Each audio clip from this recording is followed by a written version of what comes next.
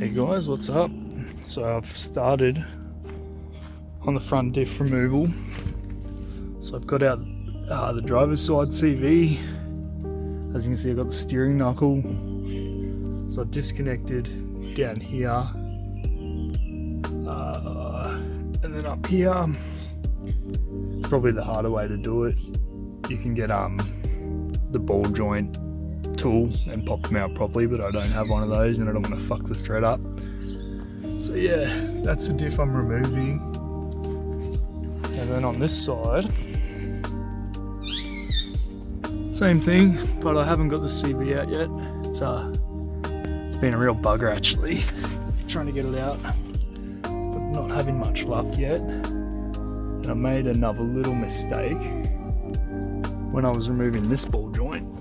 I gave it a bit of an ugga-dugga and I snapped this bolt. So yeah, it's not great.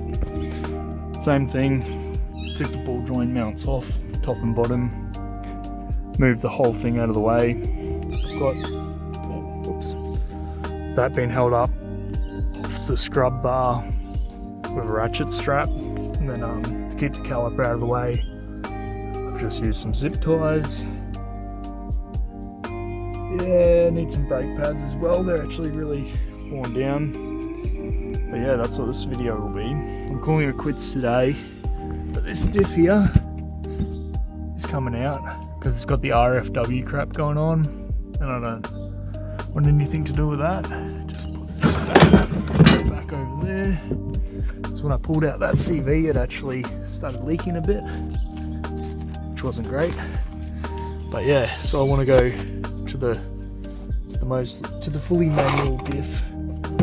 What I mean by manual is it doesn't have the RF front freewheeling hub or whatever it is, RFW, whatever that stands for. And yeah, much more simple. So when I engage the hubs, it'll just put straight through into the diff and work. What's that?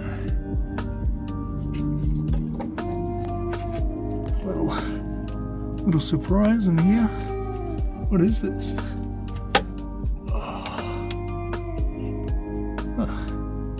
Little freebie. Yeah, if anyone knows what that is, let us know.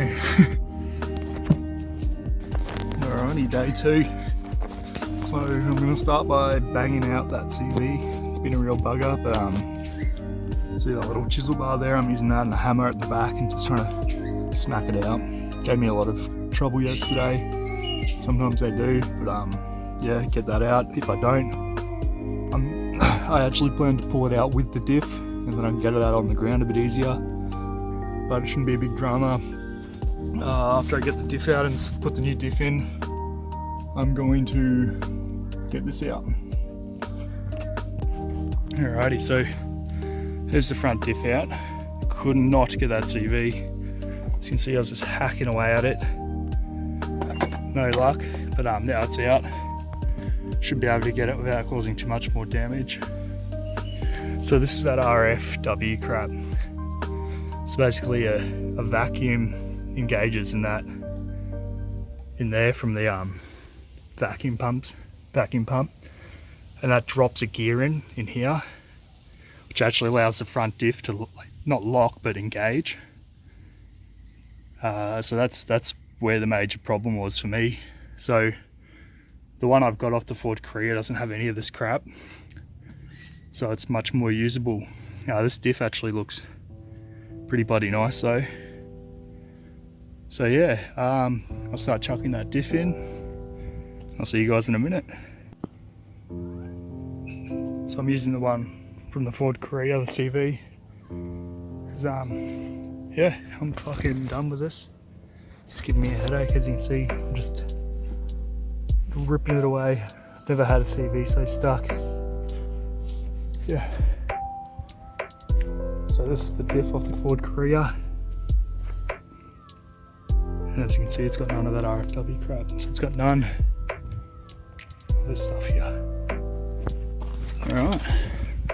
Not bolted in yet. But there's my fucking workout for the day. Jesus. Whew, that was a struggle. But yeah, she's up. Now I just gotta bolt her in. Little hiccup. I could have just got replacement bolts, but these bolts here, there's a spacer in here, but it's actually threaded on the Ford Courier Diff, and on here they just go straight through. I was too lazy to buy new bolts, so I'm just drilling out the holes, and yeah, that should work pretty good. Just like that. It was as if it was never threaded. Beautiful. Now I just got to nip up all the other bolts. Yeah, that worked a treat. Drew out the threads. The threads are in that back brace, just like they were on the Mazda version, or the RFW version. So I'm not too worried, pretty legit. Alright, everything's bolted in, dips in. Still got to put that axle on. So here's the first CV locked in, and I'm going to put together the driver's side first. What have I done? I greased up that spline before I put it in. And yeah, I'll film it once it's gone back together. Alright, now would be a really good time to emphasise that I'm not a mechanic. Never claimed to be. But here's how I got past the problem of getting the brackets back onto into their mounting holes. So I use this ratchet strap here to suppress the shock in the back there. And I also use the jack here to push up the bottom control arm. Yeah, enjoy that. There we go, mostly back together.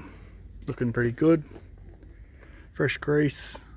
Gonna go the hubs off the Ford Courier because I've got no idea what the ones on the Bravo were like. So I'm gonna use the ones I know. Chuck some fresh grease in those and pretty well laugh and put it all back together. I've got some new brake pads. Laughing. Here we go, driver's side's done. Now time for the fun stuff. So got the welder out, and I'm gonna weld a nut to that broken snapped bolt and rip that off.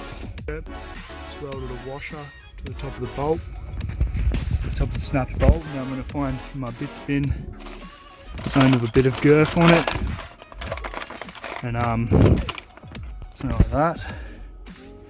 I'm going to weld that onto there. Alright, hopefully that holds, and give it a crack. Let you just know how I go. Hopefully the heat as well in there helps get it. Sweet.